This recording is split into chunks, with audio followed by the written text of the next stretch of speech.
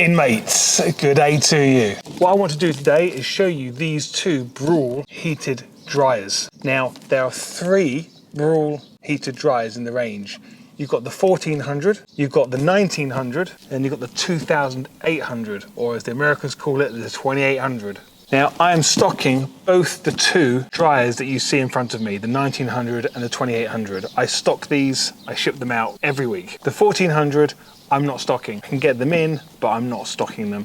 So I'm only listing what I'm stocking. And the reason being is, I feel, for me, for motorbikes, you need to be picking between the 1900 and the 2800. This is probably the most popular one which people are going to buy, the 1900. However, I have the 2800, which I use myself. So today I'm going to show you exactly how effective these dryers are. And first of all, why do we need them? Do we really need them? Because a lot of people will be just more than happy to wash their bike down with a sponge and then go over it with a leather and get all the water off it afterwards. Some people just leave the water on there to dry itself. Now, since I've been ceramic coating motorbikes, I've learned a lot about washing vehicles. Quite sad, really. Now, unless you've got a reverse osmosis machine, which basically makes your water pure, completely pure, then I cannot stress enough how important it is to dry your bike thoroughly, because normal tap water will have calcium in it. As the water dries on your bike, you will then start getting calcium spots, other words known as white spotting. White spots are your worst nightmare, along with bird shit. So even if your bike is ceramic coated, even if you've got the best polymer wax on your bike, white spotting is still an absolute enemy. Even if it's ceramic coated, it can be a nightmare to get off. It's easier to get off if your bike is ceramic coated, but it still can be a nightmare. So the worst thing you can do is wash and rinse your bike and let the sun dry your bike, or your car, or caravan, whatever it is. Don't let tap water dry on anything. It's deadly. You're better off using rainwater. Now, luckily for me, I've actually got a pure water system being installed here at a bike thing. So when I do get around to washing customers' bikes and my own bikes, it'll be the purest of water. We're still going to dry it anyway, but it's nice to know that we're using pure water, not tap water. So today I'm going to quickly wash my GSA, and I'm using tap water because I haven't got my reverse osmosis machine installed yet.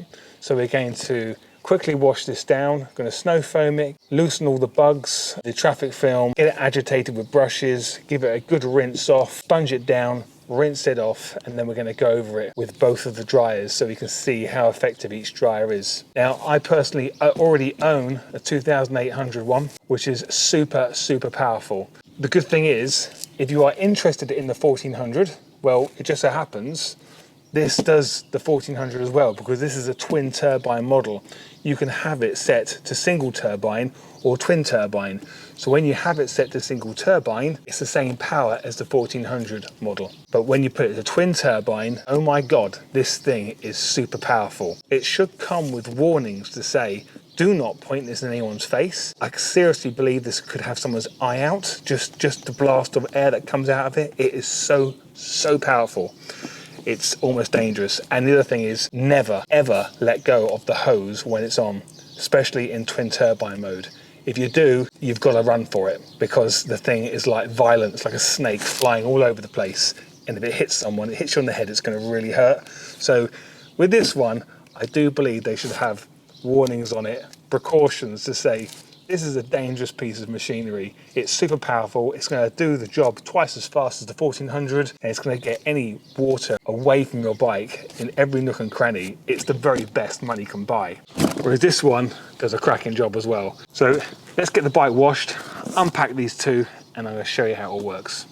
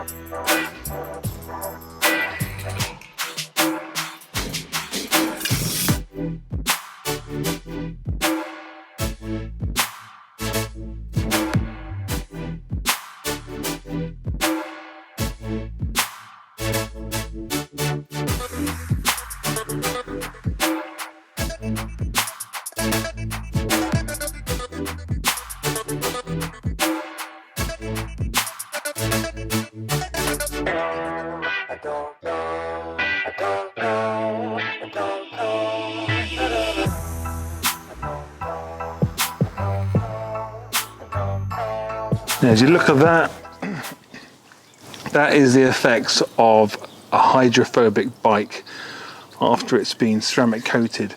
Now, I know a lot of you will be saying, well, my bike does that after I've waxed it, but how long does that wax last? And you get really close up, you can see the beading inside there.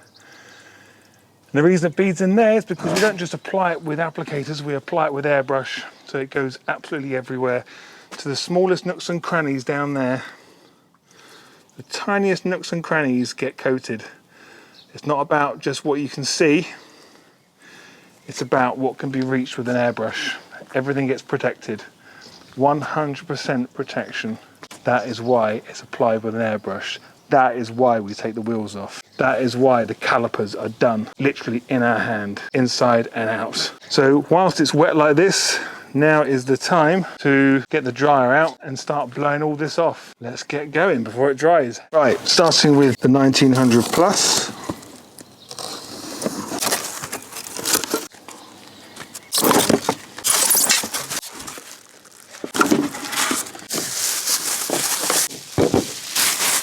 Okay, so this is basically the size of the 1900 Plus dryer. Nice and compact, really nice. As you can see, you've got two button settings. You've got on, and then you've got a higher heat version. So my assumption is, because I haven't read the full instructions, because I know how the 2800 one works, but I think the on, there'll be no heat, and 2 will be with heat.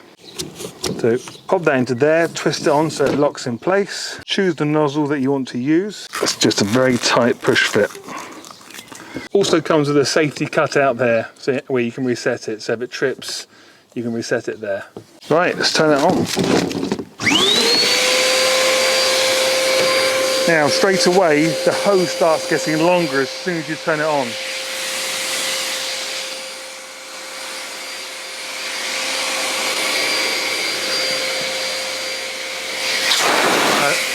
Okay, I can confirm right now there's no heat coming out of the end of this at all. So I'm just going to put the heated part on. So it's the same amount of power. It doesn't blow any more than 1900. So obviously it's starting to get warm now.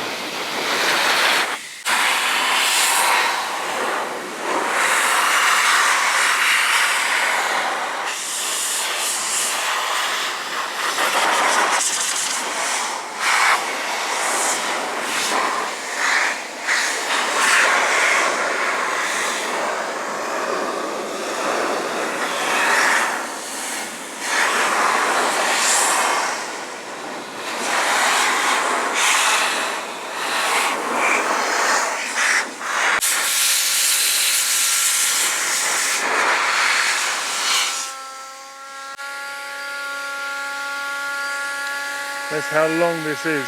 It gets longer when it's on.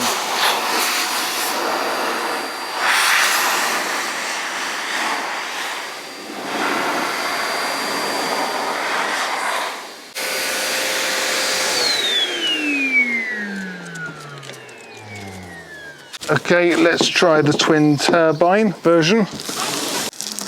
Now, I told you a moment ago that I have my own already opened, but I did a deal with someone the other day whereby he let me have something in exchange for my used one. So I've got another brand new one to open, but I've got loads of these in stock.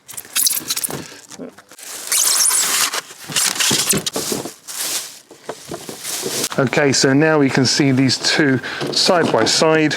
It's fair to say the 1900 is a lot more compact, but here we go.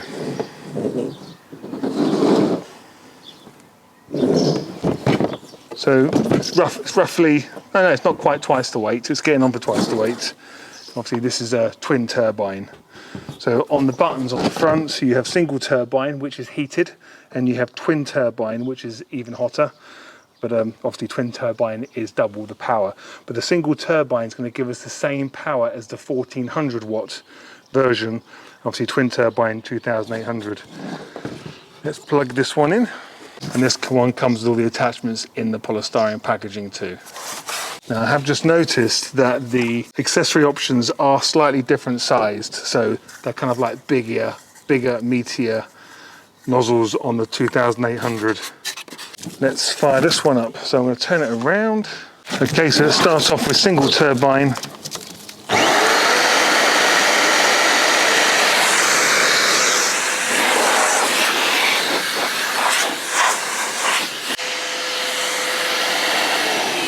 Okay, so already this is more powerful than the single turbine version, but if you want to do some gentler work, you do have the option of the 1400. Now I've just put that on there, it really wasn't cutting the mustard as far as I'm concerned. That's the reason why I would probably not buy the 1400. It's just not blowing the air strong enough and hot enough. But you know, it's okay, but you're going to be a lot happier with the 1900 over a 1400. But check this out on the 2800. Here we go.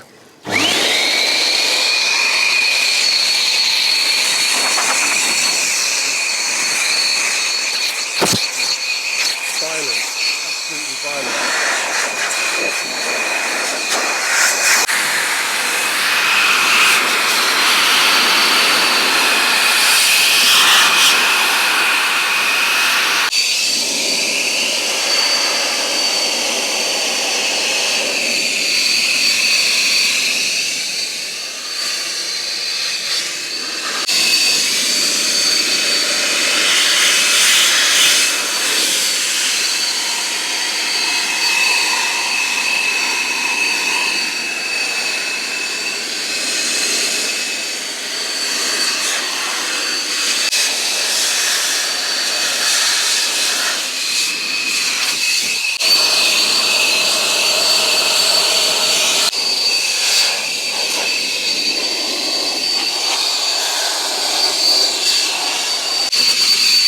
Okay, I've used both, and for me, it's all about this one here. I suppose once you're used to the best, the Pro version, where it's quite hard to downsize. It's a bit like having the most powerful bike and then downgrading to a bike half the power. You can see the difference between this mid-range unit to the Pro unit is quite a size difference. However, this is still very, very good for what it does.